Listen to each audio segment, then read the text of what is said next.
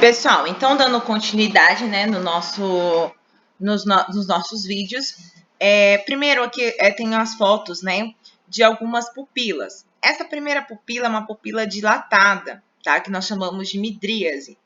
Todas as vezes que a pupila está dilatada, nós podemos ter aí uma parada cardíaca, tá? Então é importante a gente entender que quando a pupila dilata, a gente pode ter tanto uma parada cardíaca como morte, né, ou inconsciência, tá? A miose, que é quando tem uma contração dessa pupila, pode ser uma lesão, tá? No sistema nervoso central, ou seja, bateu a cabeça, tá? Está lesionado.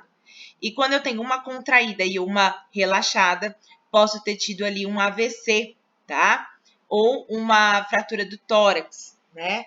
Esse AVC aí, né, no sistema neuronal, pode causar também essa anisocória, tá? Que é um outro tipo de pupila.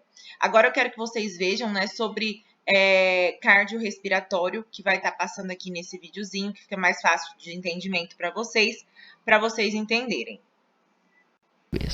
Então, esses aqui são os sintomas da pupila, né? Aqui nós temos a situação do nome, quando elas estão nesses estados, e o sintoma do problema que ela possa estar. Isocoria é o estado normal, não tem especificação nenhuma, que é o estado normal dela.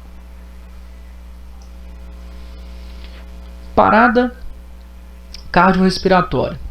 A parada cardiorrespiratória seria a interrupção dos movimentos cardíacos, né, dos movimentos respiratórios e, consequentemente, dos batimentos cardíacos. Então, interrupção dos batimentos cardíacos e, consequentemente, dos movimentos respiratórios. Então, a vítima não respira, não tem batimento cardíaco, consequentemente, ela também não respira. E tem que ser feito essa manobra quando você percebe os pulsos da vítima que não tem batimento cardíaco e não apresenta, né, você não consegue perceber os movimentos respiratórios da vítima. A interrupção dos movimentos cardíacos, que pode levar o indivíduo à morte. Sinais de uma parada cardíaca: perda de consciência, ausência de pulso, né, você não consegue perceber a artéria da vítima, os pulsos, ausência de movimento respiratório, dilatação da pupila, ela fica grandona, palidez e cianose. Palidez, que a pele fica pálida, e cianose é falta de sangue em alguma região do corpo, geralmente os lábios, as pontas dos dedos ficam arroxeados ou azulados, dá o nome de cianose. Como deverá ser feito a reanimação cardiopulmonar?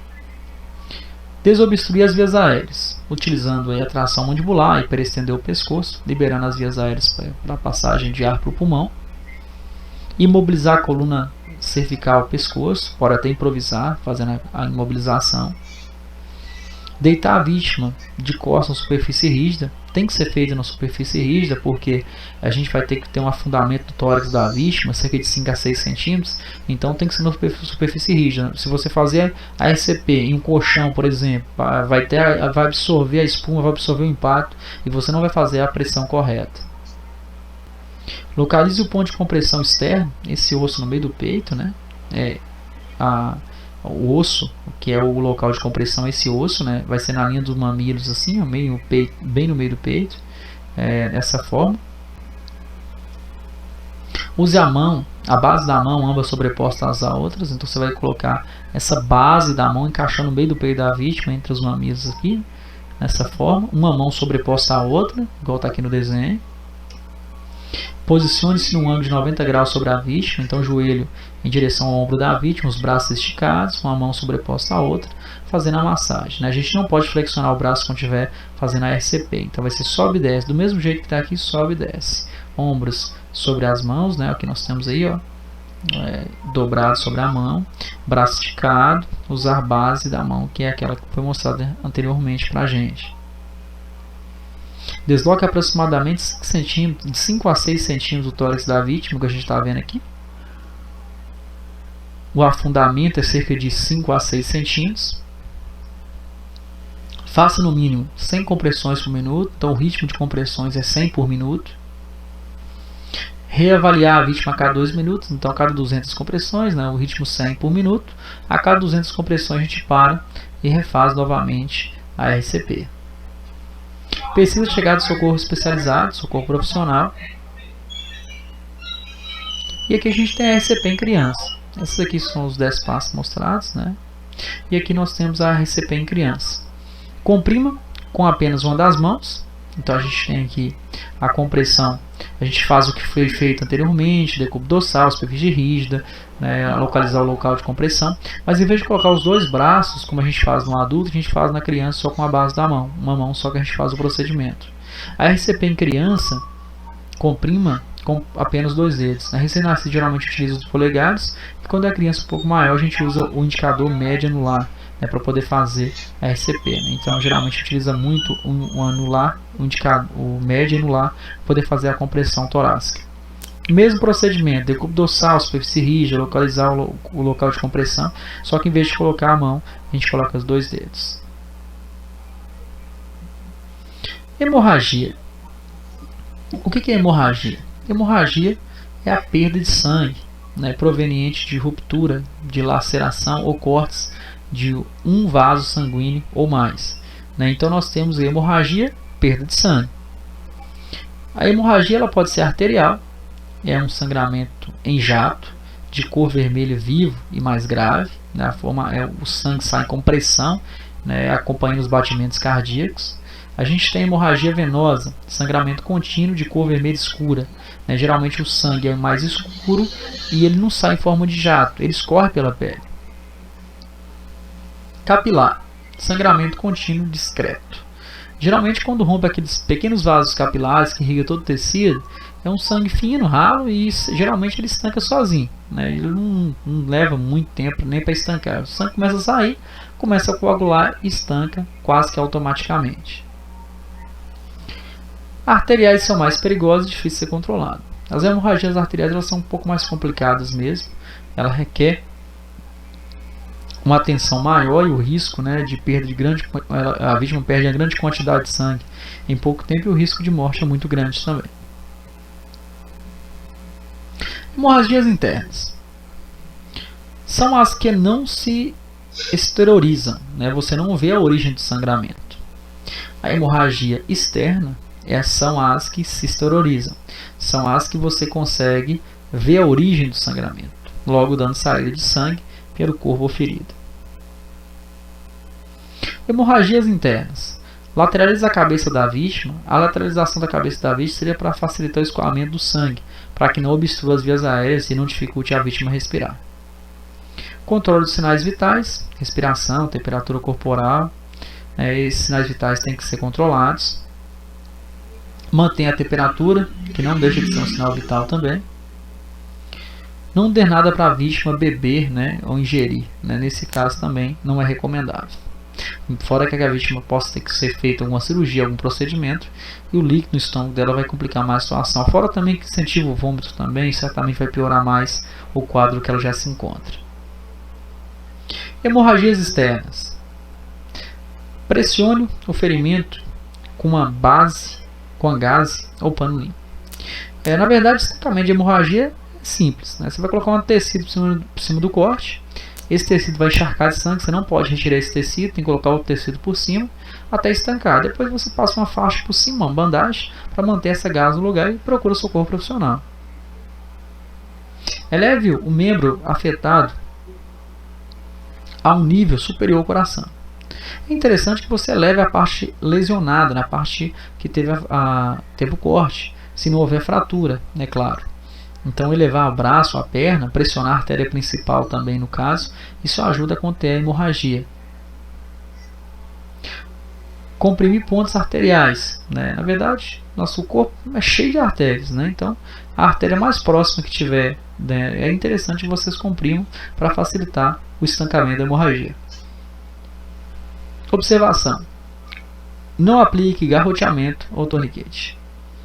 O torniquete ou garroteamento são técnicas não recomendáveis, que seria basicamente você amarrar um tecido antes do corte, antes da hemorragia, pressionando esse tecido, fazendo com que impeça que passe sangue para o resto do membro. Né? E consequentemente a vítima não ia ter a perda de sangue. Só que isso é muito arriscado, porque o sangue parando de passar pelo membro da vítima, né, falta oxigênio nas células, as células começam a morrer e pode acontecer a amputação do membro. Né? Então, nesse caso, a recomendação é não fazer nem torniquete, nem garroteamento. São técnicas não recomendáveis e questão de prova também. Lesão torácica. Trauma que atinge costela, pulmão e coração. Essa região do tórax, a gente tem que tomar um cuidado, porque isso pode acontecer a comunicação com o pulmão. Então, uma característica de você perceber que a vítima está tendo uma lesão torácica e está tendo ali comunicação com o pulmão é se o corte começar a sair bolhas de ar. Isso aí já é uma característica que está tendo uma lesão, e essa lesão, consequentemente, ela teve a comunicação com o pulmão. Cobrir o orifício com plástico limpo e prender com a fita adesiva. Nesse caso, recomenda-se que você prenda um curativo em 3 pontos, né? Um curativo tipo 3 pontos. Para passar um material, a gente vai colocar o curativo, só que a gente vai prender só em 3 pontos, né? 1, 2, 3. Passou a fita adesiva no plástico para não ter a comunicação, porque o plástico ele não é aderente, a recomendação seria o plástico mesmo. E deixa esse ponto aqui para que a vítima consiga respirar adequadamente. Na falta do plástico, cobrir o orifício com a própria mão da vítima. Caso você não tenha o plástico, não tenha condições, você pode pegar a própria mão da vítima e colocar no tórax. Aí quando ela for respirar, ela alivia um pouquinho, respira, pressiona novamente. Essas são as recomendações quando for uma lesão, né, um corte aqui na região do tórax. Lesão abdominal, já é a região do abdômen. Nesse caso, quais seriam os procedimentos de primeiros socorros? Não tente recolocar os órgãos no lugar. Essa lesão no abdômen é muito comum de ter a evisceração, que seria um corte com a exposição dos órgãos. Essas vísceras, que esses órgãos, eles não podem ressecar, então eles têm que ser constantemente umedecidos. O que a gente pode fazer? Cubra com um pano limpo e úmido. O ideal seria um soro fisiológico, não tendo, pode ser uma água mais limpa que você conseguir encontrar e um tecido mais limpo que você conseguir encontrar também. Enrolar com a faixa sem apertar muito para manter os órgãos no lugar. Então você molha o tecido, coloca por cima dos órgãos, passa a bandagem, né, utilizando até uma tala para poder passar por baixo ali do acidentado, e mantém até o socorro profissional chegar para dar início ao atendimento. Choque ou estado de choque é a incapacidade do sistema cardiovascular em prover circulação sanguínea suficiente para os órgãos. Então, na verdade, o estado de choque é a depressão do organismo em razão de falha circulatória. Então, geralmente, o mais comum de ter é o choque hipovolêmico, geralmente causado por perda de sangue, que é o mais comum de acidente de trânsito. Então, os órgãos começam a trabalhar desordenadamente por falta de sangue, falta de oxigênio, e, consequentemente, a gente vai ter várias reações. Você é dono de supermercado e quer aprender como dobra o do seu supermercado? Eu vou te ensinar. Mas antes, deixa eu mostrar uma coisa. Reações que a vítima possa ter. Tem que controlar, tem que resolver, porque senão isso pode vir ao óbito. Fatores podem levar ao estado de choque. Hemorragia, emoções fortes, choque elétrico, queimaduras graves, envenenamento, ataque cardíaco, fraturas, infecções e reações alérgicas graves. Sinais apresentados por uma pessoa em estado de choque: pele pálida, úmida e fria, pulso fraco e rápido. Chega a ser estranho, mas é porque ele fica fraco, ele fica um pouco difícil de ser percebido, mas ele fica acelerado. Pressão arterial baixa, lábios cianóticos ou pálidos, que seria aquela questão de uma falta de sangue na região, azulado, arroxeado, náusea e vômito, calafrios e tremores, respiração irregular. O procedimento no caso de estado de choque: afrouxar as roupas e manter a vítima ventilada. Coloque ela a cerca de 30 centímetros, né? Coloque a vítima com os pés elevados a cerca de 30 centímetros e a cabeça mais baixa que o corpo. Monitore os sinais vitais: respiração, temperatura corporal, circulação. Todos os sinais vitais deverão ser analisados. Amputação de membro. Em algumas situações, a vítima pode ter um membro arrancado, separado do seu corpo. O que ela deve ser feito? É a separação de um membro ou do restante do corpo. A gente tem que fazer a imobilização, na verdade, é estancamento da hemorragia, né, porque teve a perda do membro. Vai ter a hemorragia, tem que estancar a hemorragia. Se possível, embrulhar, né, numa gaze, né, esterilizada, mas se não tiver a gaze mais limpa que a gente conseguir, colocar num saco, dois sacos plásticos, né, pelo menos, e colocar em outro recipiente com gelo, que é interessante refrigerar essa parte amputada. Não é recomendado colocar a parte diretamente em contato com o gelo, porque o gelo vai queimar o ligamento e vai dificultar ou impossibilitar a implantação. Então a gente faz o procedimento e encaminha para o socorro profissional. Quanto antes chegar no hospital, melhor, para que possa ser feito a reimplantação. Objetos transfixados. Quando acontecer uma situação de objeto transfixado ao corpo da vítima, não tente remover o objeto do local. Imobilize e proteja o objeto, né, como a gente está vendo na ilustração, né, utilizando bandagens para poder fazer imobilização. Encaminhe para socorro especializado. Então, imobilize o objeto para que ele não se movimente, porque quando ele se movimenta ele agrava mais a lesão, e socorro profissional. Quando tiver o objeto transfixado no olho, né, então a gente vai fazer o curativo no olho bom, mas é interessante também imobilizar os dois olhos. Então, mesmo que seja em apenas um deles, cubra os dois olhos da vítima. Porque dessa forma, nós temos aí o olho acompanha o movimento do outro. Então, os olhos um acompanha o movimento do outro. Então, se você imobiliza o olho que teve o objeto engravado e não tampa o olho bom, o olho vai ficar se movimentando com o objeto engravado a ele. Então, consequentemente, a gente vai ter o agravamento da lesão. Então, é interessante imobilizar os dois olhos. Bandagem. Bandagem é faixa. São utilizadas para fixar curativo, imobilização de fratura ou conter provisoriamente a parte do corpo. Então, a bandagem ela pode ser improvisada. Então, na falta da bandagem, pode ser utilizada tira de lençóis ou outro material qualquer. Então, você pode improvisar essas tiras de pano, que são as bandagens. Queimadura. As queimaduras elas são classificadas de acordo com o grau. Nós temos aqui lesões na pele causadas por agentes térmicos, eletricidade, substâncias químicas, atrito ou radiação. Então, várias vão ser as fontes de queimadura. A classificação delas seria primeiro, segundo e terceiro grau. A queimadura de primeiro grau é aquela queimadura superficial. Ela queima a primeira camada da pele, a epiderme. Apresenta ardência local, incomoda bastante, mas nada mais que isso. A queimadura de segundo grau é uma queimadura um pouco mais grave. Ela queima todas as camadas da pele, epiderme e derme. E tem a característica de ter formação de bolhas. A queimadura de terceiro grau é uma queimadura um pouco mais grave. Ela queima a primeira, segunda camada da pele, epiderme e derme, que ela todas as camadas, né? Ela queima gorduras, nervos, músculos e em alguns casos mais graves chegando até os ossos. É a queimadura de terceiro grau. Estudiosos indicam que essa queimadura de terceiro grau, a vítima nem sente mais dor local, né, por interferir no sistema nervoso. Então nós temos aí a classificação da queimadura, primeiro, segundo e terceiro grau. Técnicas para a questão do corpo em chama. Controlar a situação apagando o fogo, se for o caso, utilizando cobertor, toalha, rolar a vítima, etc.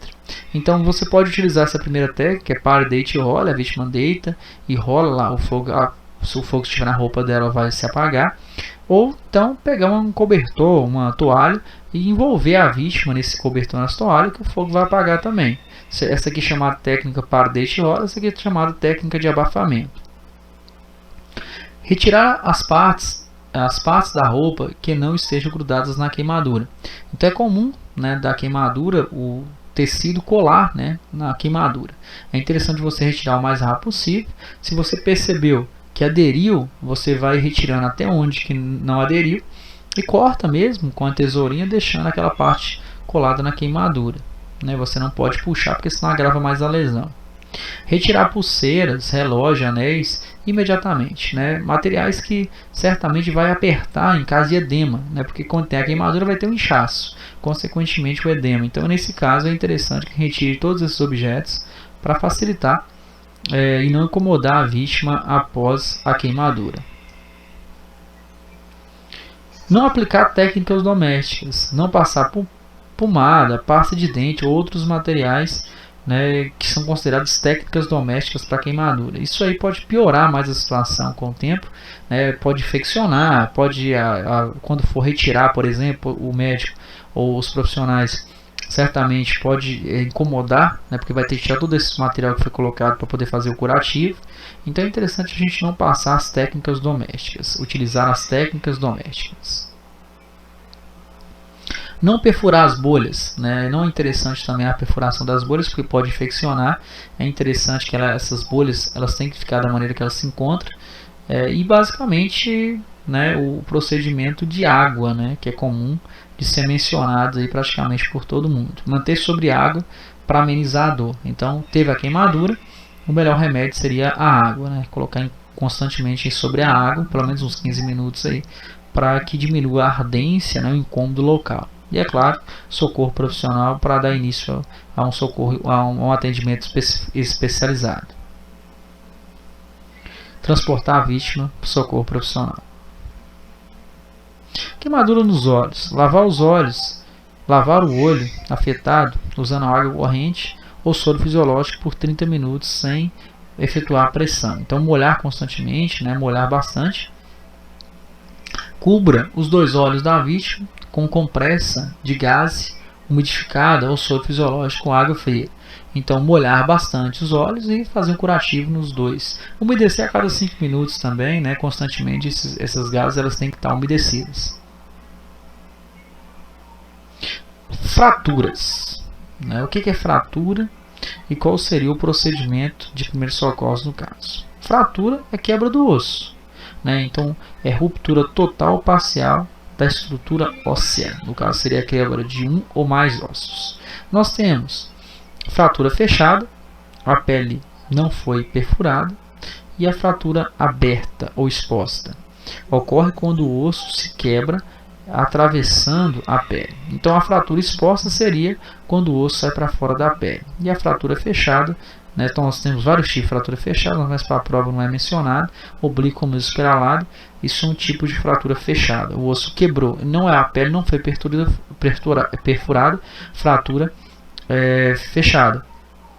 Teve a quebra do osso e teve a exposição dele, fratura aberta ou exposta.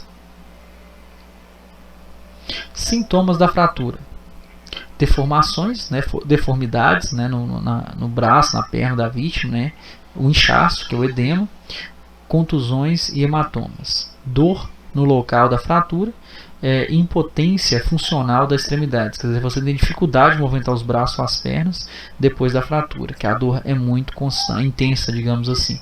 Então esses são os sintomas de uma fratura: deformações, né, o braço ou perna está na dimensão diferente, inchaço, contusões, hematomas, dor no local, impotência funcional da extremidade, quer dizer, dificuldade de movimentação.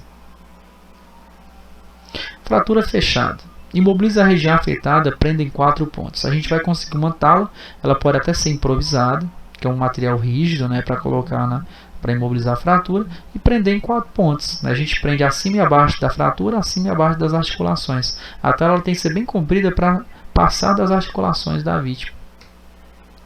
Na fratura exposta, nós temos controlar a hemorragia primeiro, né, porque teve a questão da exposição, né, na fratura fechada a gente não tem a exposição do sangue, não tem a hemorragia. Na fratura aberta ou exposta a gente tem hemorragia. Então controlar a hemorragia e fazer a imobilização de fratura como a gente viu anteriormente. A tala bem comprida, prendendo acima e abaixo da articulação, acima e abaixo da fratura, que a gente prende os 4 pontos aí. Mesmo lembrando que isso pode ser improvisado.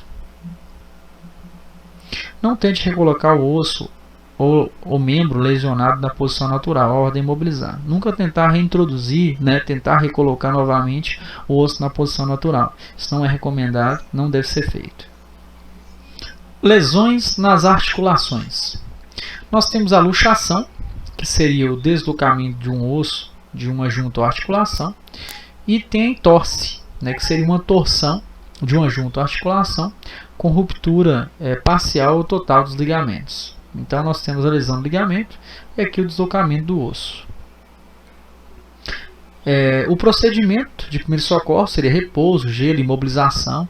Trate como se fosse fratura. Na imobilização também como se fosse fratura. Na verdade a gente não sabe, né? Como essas duas situações, a vítima sente uma dor local forte, a gente trata sempre como se fosse fratura.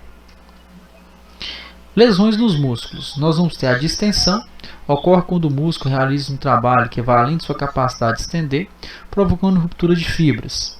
E tem também a contusão, que na verdade seria um golpe, né? Uma pancada no músculo que produz a contusão. Os procedimentos de primeiro socorro são os mesmos: repouso, gelo, imobilização, traste também como se fosse fratura. Fratura na coluna vertebral.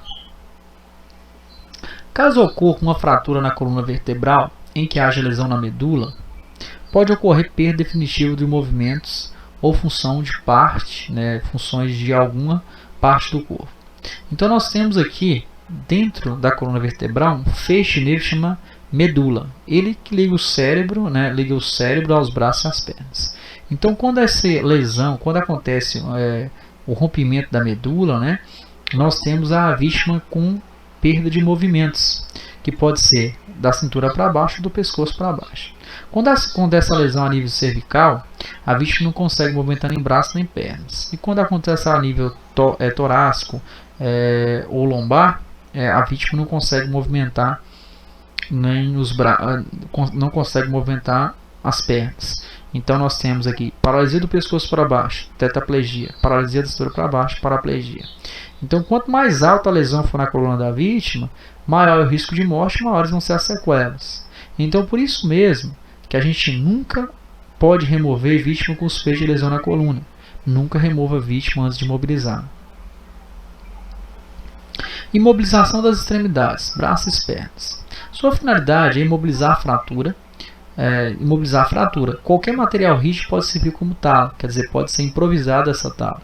Uma vareta de madeira ou metal, estaca, tábua, papelão, revista ou jornal dobrado. Então dá para improvisar aí os materiais para poder fazer a imobilização das extremidades, dos braços e das pernas. Desmaio, ou também chamado de síncope. O desmaio está relacionado à falta de oxigenação no cérebro. Acontece quando você perde a consciência por um curto período de tempo.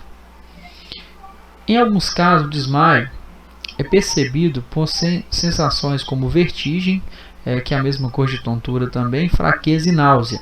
Então, nesse caso, nós temos os sintomas, do desmaio. A vítima, nessas situações, vertigem, escurecimento da visão, tontura, fraqueza, náusea, pode fazer esse procedimento. Seria assentar, e colocar a cabeça entre as pernas, apertar fortemente os joelhos. Isso geralmente ajuda a abortar a crise de desmaio, quer dizer, a vítima não desmaiar. Quando a vítima desmaia, o procedimento seria deitar, lateralizar a cabeça, elevar as pernas delas em relação ao tronco, facilitar a circulação do sangue. Esses são os procedimentos adequados sobre o desmaio ou síncope. O desmaio geralmente leva alguns minutinhos para voltar, de segundos a minutos. Ele não leva um tempo muito grande. E aí, no caso, tudo que a vítima voltar, é interessante ela procurar um profissional para descobrir a causa, o mecanismo que está levando ela vir até desmaiar, que não é normal a vítima desmaiar, não. Crise convulsiva. A crise convulsiva ela é caracterizada pelos abalos, no caso a vítima se debatendo, salivação em excesso. Então, aumento excessivo e descontrolado das atividades elétricas das células cerebrais, dos neurônios, pode provocar essa questão da crise convulsiva. Fatores podem desencadeá-las: febre alta, pancada forte na cabeça, perda excessiva de sangue, medicamentos ou drogas, dentre outros fatores. Fora problema de saúde também, que a pessoa toma medicação, como epilepsia também. Essa e mais algumas outras são sintomas em que pode desencadear a crise convulsiva na vítima. Procedimentos: afastar objetos que estejam próximos a ela. Colocar a vítima de lado, que chama posição lateral de segurança, quer dizer, para facilitar o escoamento de saliva, para que ela não engasgue a própria língua, ou se ela vier a vomitar também. Desapertar as roupas da vítima, porque ela vai ter uma falha circulatória, ela vai ter uma dificuldade de respiração, então é interessante também que facilite a respiração dela na região do pescoço, afrouxando a ruspa do pescoço, da cintura, facilitando a respiração dela. Retirar objetos que possam dificultar a respiração né, dessa vítima. Então, basicamente, essa vai ser a forma. A gente não tenta controlar os abalos dela, né, é interessante só mesmo colocar ela de lado, proteger a cabeça, colocar algo embaixo da cabeça dela também para que ela não bata a cabeça no pavimento e acaba se machucando. Então, esses são os procedimentos adotados nesse caso. AVC ou AVE. AVC é acidente vascular cerebral, AVE acidente vascular encefálico, é a mesma coisa, são nomes, são sinônimos aí para o mesmo problema. O AVC, nós temos dois tipos de doença específica. Nós temos o AVC isquêmico, seria o entupimento dos vasos que leva sangue ao cérebro, então basicamente seria obstrução dos vasos do cérebro, ou tem o hemorrágico. O hemorrágico, rompimento dos vasos provocando sangramento no cérebro. Então, esse a gente tem dois tipos de AVC, né? Então, o hemorrágico isquêmico, obstrução ou rompimento do vaso no cérebro. De qualquer maneira, falta oxigenação no cérebro. E o procedimento é procurar o socorro profissional o quanto antes, né? Então, a gente tem aqui as características do AVC, né? Seria paralisia de um lado do corpo, fraqueza também de um lado do corpo. A gente tem aqui o acidente vascular cerebral hemorrágico, o isquêmico. E aí, no caso, esses dois casos têm que ser levados à ajuda médica o quanto antes. Chame o socorro profissional imediatamente. Afrouxe as roupas da vítima para facilitar a respiração dela. Coloque-a de lado, a recomendação. E nunca dê nada à vítima para beber ou comer. Essas são as recomendações no caso de AVC. Então, se apresentou os sintomas, tem que ser levado à ajuda médica o quanto antes. Infarto. O infarto, na verdade, seria obstrução, né? No caso, seria obstrução do sangue, né? Que leva de uma artéria coronária que nutre o coração e, consequentemente, a morte do músculo cardíaco. Ocorre quando o fluxo de sangue que leva ao miocárdio, que é o músculo cardíaco, é bloqueado por um tempo prolongado. Os médicos chamam isso de infarto do miocárdio. Então, será obstrução de uma artéria, né? A gente está vendo aqui a evolução, né? Com o tempo essas artérias nossas elas vão entupindo, né? Ou então um coágulo faz entupir essas artérias e falta sangue no coração. E aí a vítima tem uma característica bem marcante que é a dor forte no peito. Então, a dor forte no peito é a característica do infarto. Então, quais seriam os procedimentos de primeiros socorros? Chamar o socorro profissional, chamar a emergência. Deixar a vítima confortável, da maneira que ela se encontrar confortável. Cheque o nível de consciência da pessoa constantemente, porque pode acontecer a parada cardíaca.